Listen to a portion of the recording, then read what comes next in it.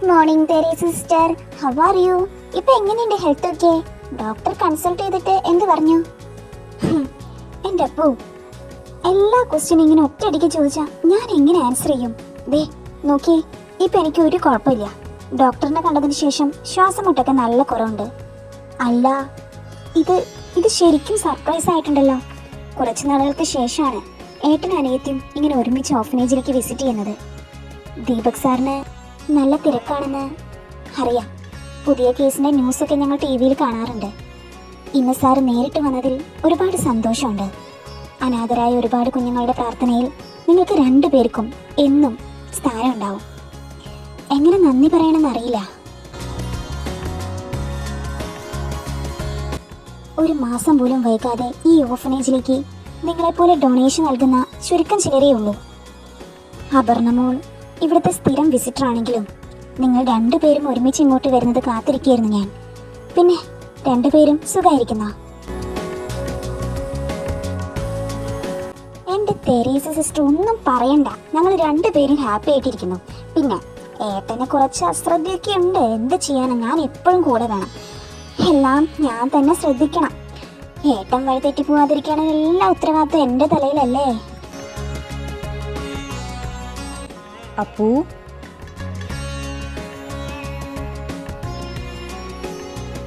അല്ല, ദീപക് സാർ യൂണിഫോമിലാണല്ലോ, ഇന്നും കോർട്ടിൽ പോകണുണ്ടോ?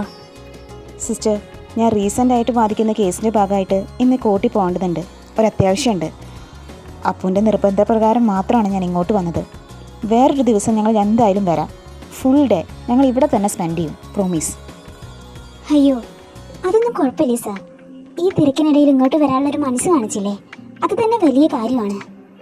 എന്തായാലും വന്നതല്ലേ, ഒരു കോഫി കുടിച്ചിട്ട് പോവാം, വരൂ. ഓ അതിനെന്താ, ഏട്ടാ വായോ. അല്ല ഏട്ടാ, നോക്കിയേ, ആ നിൽക്കുന്ന ആളെ ഏട്ടന് പരിചയമുണ്ടോന്ന് നോക്കിയേ.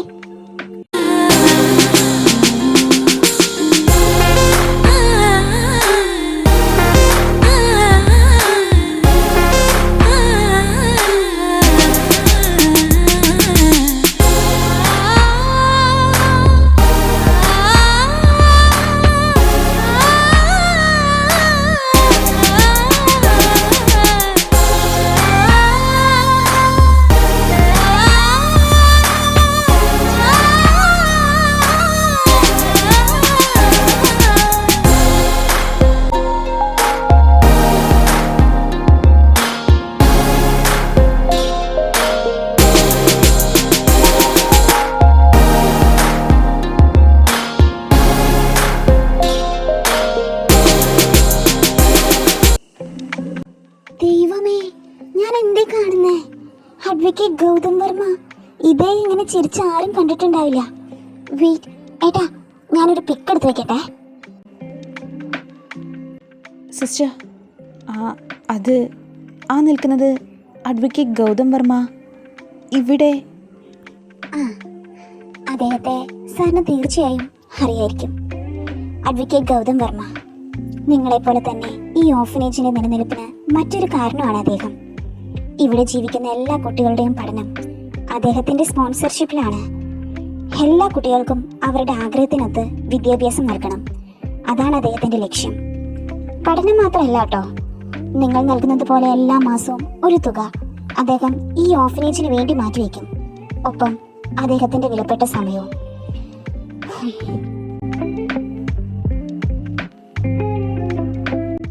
അദ്ദേഹത്തിന്റെ നിർബന്ധമാണ് അദ്ദേഹത്തിന്റെ സ്പോൺസർഷിപ്പ് വളരെ കോൺഫിഡൻഷ്യൽ ആയിരിക്കണമെന്ന്. അദ്ദേഹം തന്നെ പറഞ്ഞിട്ടുണ്ട് എന്നോട്.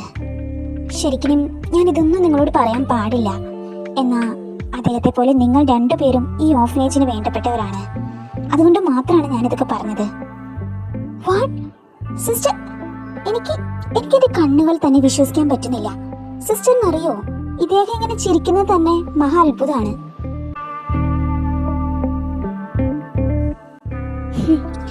അറിയാം അപ്പോ, ഒരാളെ അയാളുടെ മനസ്സറിയാതെ ഒരിക്കലും വിലയിരുത്തരുത്. ഈ ഓർഫനേജിന് പുറത്ത് അദ്ദേഹം ഒരു പക്ഷേ മനുഷ്യത്വം ഇല്ലാത്തവനായിരിക്കാം. പണത്തിനു വേണ്ടി ഏത് കേസും ഏറ്റെടുത്ത് വാദിക്കുന്ന ഒരാളായിരിക്കാം. ഞാനും കേട്ടിട്ടുണ്ട് അദ്ദേഹത്തെ കുറിച്ച് ഒരുപാട് ഗോസിപ്പുകൾ. എന്നാ ആർക്കും അറിയാത്തൊരു സത്യമുണ്ട്. അദ്ദേഹം സമ്പാദിക്കുന്നതിൻ്റെ പകുതിയും അദ്ദേഹം സ്പെൻഡ് ചെയ്യുന്നത് ഇവിടെയാണ്. ആരുമില്ലാത്ത ഇവിടുത്തെ കുഞ്ഞുങ്ങൾക്ക് വേണ്ടിയാണ്. അത് മാത്രമല്ല, ഇത്രയും തിരക്കിനിടയിലും എല്ലാ ആഴ്ചയും ഓഫനേജ് വിസിറ്റ് ചെയ്യും, കുഞ്ഞുങ്ങളുടെ ഒപ്പം കളിക്കും, അവരുടെ എല്ലാ ആഗ്രഹങ്ങളും നടത്തി കൊടുക്കും, അവരുടെ ഒപ്പം ഇരുന്ന് ഭക്ഷണം കഴിക്കും. മനസ്സുകൊണ്ട് അദ്ദേഹവും ആ നിമിഷം ഒരു കുട്ടിയായി മാറുന്നു. ഞങ്ങളെല്ലാവരും അതിന് സാക്ഷിയാണ്. ഞങ്ങൾക്കിതൊക്കെ ഒരു സ്ഥിരം കാഴ്ചയായി മാറിയിരിക്കുന്നു.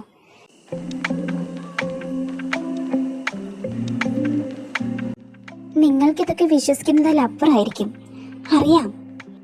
പുറത്തെല്ലാവരും അദ്ദേഹത്തെക്കുറിച്ച് മനുഷ്യത്വം ഇല്ലാത്തവനാണെന്നൊക്കെ പറയുമ്പോൾ ഞങ്ങൾക്ക് മുന്നിൽ അദ്ദേഹം ദൈവമാണ്, അല്ലെങ്കിൽ ദൈവത്തിന് തുല്യമായ ഒരാളാണ്. നിങ്ങൾ ഡൊണേഷൻ നൽകുന്നതിന് മുമ്പ് തന്നെ, ഒരുപാട് മുമ്പ് തന്നെ അദ്ദേഹത്തിൻ്റെ സേവനം ഞങ്ങൾക്ക് കിട്ടിക്കൊണ്ടിരിക്കുകയായിരുന്നു. അദ്ദേഹത്തിൻ്റെ മനസ്സ് ആരറിയരുതെന്ന് അദ്ദേഹം ആഗ്രഹിക്കുന്നുണ്ടാവാം. ഏട്ടാ, ബട്ട് ഇപ്പോഴും എനിക്കൊന്നും വിശ്വസിക്കാൻ പറ്റുന്നില്ല. Wow, look, his smile. It's wonderful, right?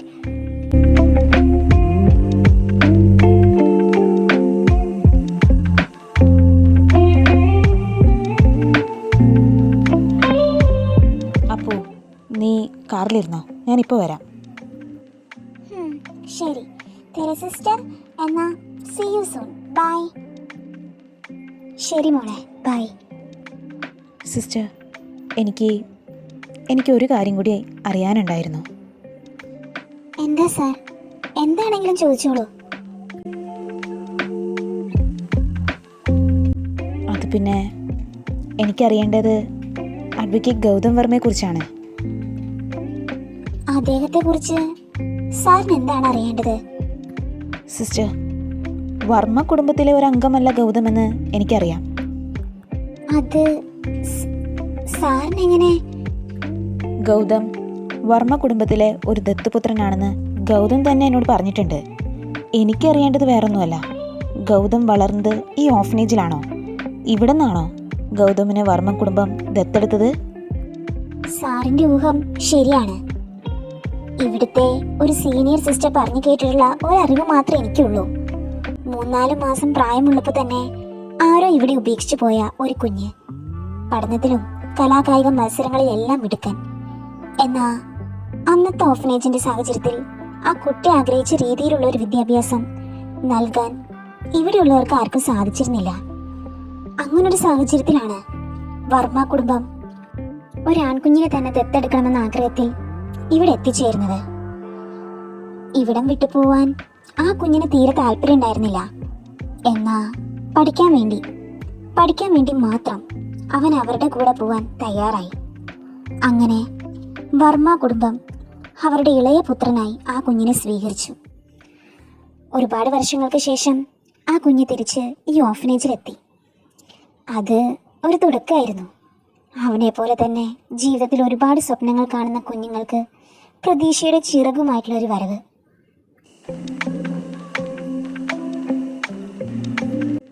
Gautam sir അനാഥനാണെന്ന് ഗൗതം സാർ തന്നെ സാറിനോട് പറഞ്ഞു എന്നല്ലേ പറഞ്ഞത്? എൻ്റെ അറിവിൽ അദ്ദേഹം അത്ര ഓപ്പൺ മൈൻഡഡ് അല്ല. I know. Thank you sister.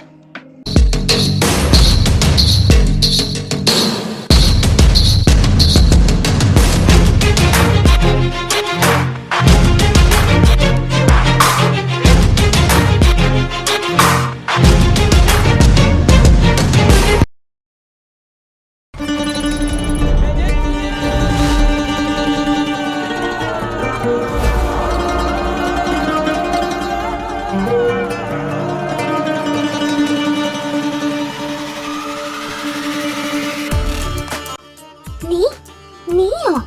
How dare you! നീ ഇപ്പൊ തന്നെ എന്റെ വീട്ടിൽ നിന്ന് ഇറങ്ങണം. Otherwise I will call the police.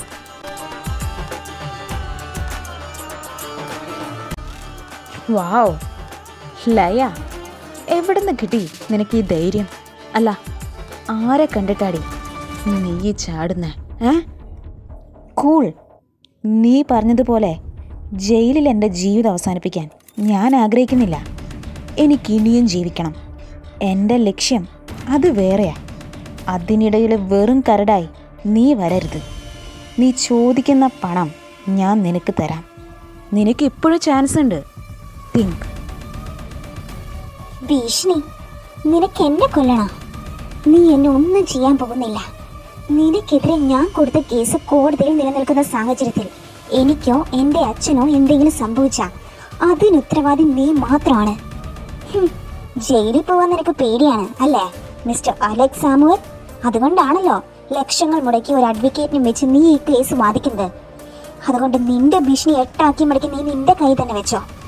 ഭീഷണിപ്പെടുത്തിയും പണം കൊടുത്തും ഒരുപാട് പെൺകുട്ടികളുടെ ജീവിതം നീ ഇങ്ങനെ നശിപ്പിച്ചിട്ടുണ്ടാകും. പക്ഷേ ഇവിടെ നിനക്ക് തെറ്റി. ഞാനും എൻ്റെ അച്ഛനും നിന്റെ പ്രലോഭനത്തിൽ വീഴും പോകുന്നില്ല. അവന്റെ പണം അത് നിന്റെ അഡ്വക്കേറ്റിന് കൊണ്ടുകൊടുക്കടാ. എനിക്കല്ല. പണത്തിന്റെ ആർത്തി മൂത്ത് നടക്കുന്ന, പണത്തിന് വേണ്ടി മനുഷ്യത്വം മറക്കുന്ന അവനെ പോലുള്ളവർക്ക് കൊടുത്താൽ മതി നീ നിന്റെ പണം. അപ്പോൾ ഇത് നിന്റെ അവസാന തീരുമാനമാണ് അല്ലേ? ഞാൻ വേണ്ട വേണ്ട എന്ന് വെക്കുമ്പോൾ നീ എന്നെ കൊണ്ട് അത് ചെയ്യിപ്പിക്കും. ലയ, ലിസൺ. എനിക്ക് വേണ്ടി മരിക്കാൻ പോലും തയ്യാറായി നടക്കുന്ന കുറേ പേരുണ്ട് എൻ്റെ കൂടെ. അതുകൊണ്ട് നാളെ നിൻ്റെ ഈ അച്ഛൻ കൊല്ലപ്പെട്ടാലും ആ കുറ്റം എൻ്റെ തലയിൽ വരില്ല. മുന്നോട്ടെടുക്കുന്ന ഓരോ സ്റ്റെപ്പും സൂക്ഷിക്കണം. ഓപ്പോസിറ്റ് നിൽക്കുന്നവർക്ക് നിന്നെ തകർക്കാൻ ആയുധങ്ങളൊന്നും വേണ്ട, ബുദ്ധി മതി. Be careful.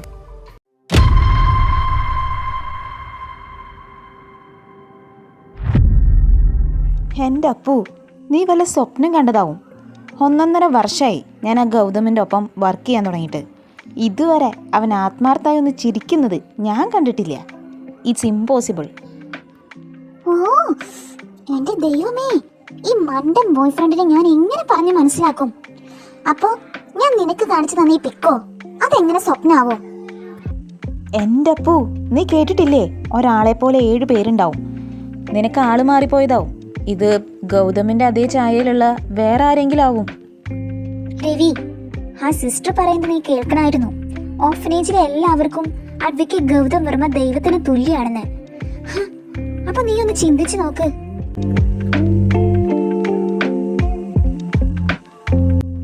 അവിടെ അനാഥരായ ഒരുപാട് കുഞ്ഞുങ്ങൾക്ക് സൗജന്യമായ പഠനം, അതാണത്രേ അഡ്വക്കേറ്റ് ഗൗതം വർമ്മയുടെ ലക്ഷ്യം.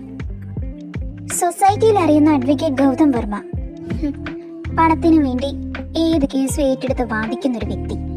എന്നാ സൊസൈറ്റിയിൽ ആരും അറിയാത്തൊരു മുഖം അദ്ദേഹത്തിനുണ്ട്. ആ മുഖം നമുക്ക് പുറത്ത് കൊണ്ടുവരണം രവി.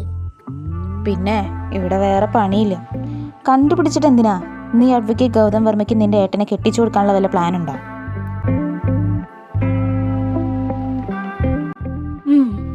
അതിനെക്കുറിച്ച് ഞാൻ ഇപ്പൊ ആലോചിക്കുന്നില്ല. എന്നാ രവി, അഡ്വക്കേറ്റ് ഗൗതം വർമ്മ നല്ലൊരു മനസ്സിനുടമയാണെങ്കിൽ അങ്ങനെ ചിന്തിക്കുന്നതിൽ തെറ്റുണ്ടെന്ന് എനിക്ക് തോന്നുന്നില്ല. എന്റെ ഏട്ടൻ ഇത്രയും ചെറുപ്പത്തിൽ തന്നെ ഒരുപാട് വേദന അനുഭവിച്ചിട്ടുണ്ട്. ആ പാവം ആത്മാർത്ഥമായ ഒരാളെ സ്നേഹിച്ചു. എന്നാ അയാൾ എന്റെ ഏട്ടനെ ചതിച്ചു. അവിടെ ഏട്ടന്റെ ഫീലിങ്സ് എല്ലാം അവസാനിപ്പിച്ചു. അപ്പു, ദീപക് ആരെയാണ് സ്നേഹിച്ചത്? നിന്റെ ഏട്ടനെ ആരാ ചതിച്ചത്? അത് രവി, നീ എന്നോടൊന്നും കൂടുതൽ ചോദിക്കരുത്. എനിക്ക് ഇതിൽ കൂടുതലൊന്നും നിന്നോട് പറയാൻ സാധിക്കില്ല. ഞാൻ നിന്നോട് പറഞ്ഞിട്ടില്ലേ, നല്ലൊരു അവസരം വരുമ്പോ ഞാൻ തന്നെല്ലാം നിന്നോട് തുറന്നു പറയും. I am really sorry.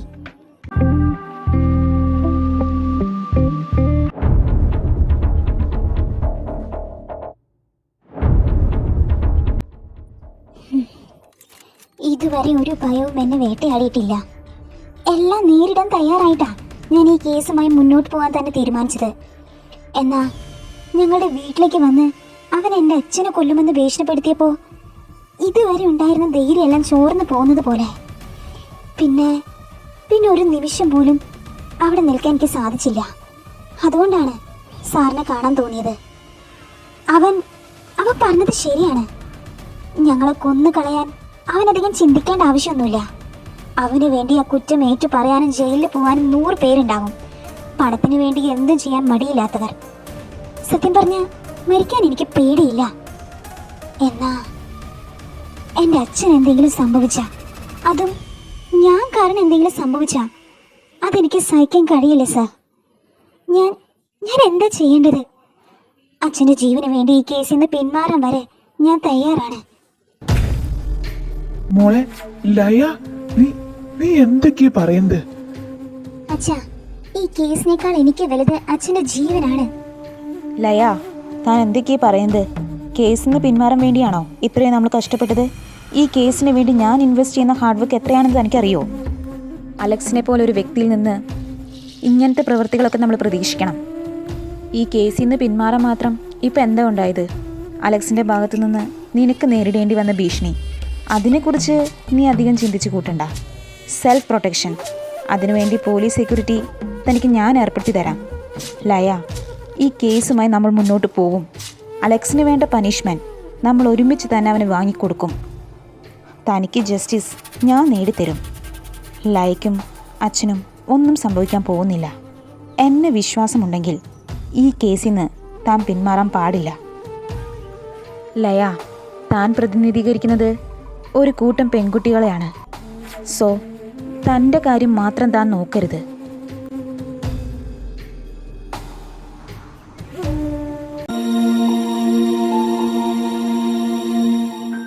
Mahi, നീ ഇത് കണ്ടോ?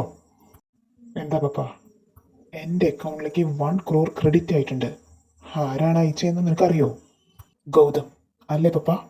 യെസ്, ഗൗതം തന്നെ. അവൻ എന്തുദ്ദേശിച്ച? അവനെ പഠിപ്പിച്ചതിൻ്റെയും വളർത്തിയതിൻ്റെയും കടം വീട്ടുകയാണ് അവൻ. എന്താ സംശയം? അത് തന്നെ. അവൻ്റെ മനസ്സ് അവന് തന്നെ അറിയൂ.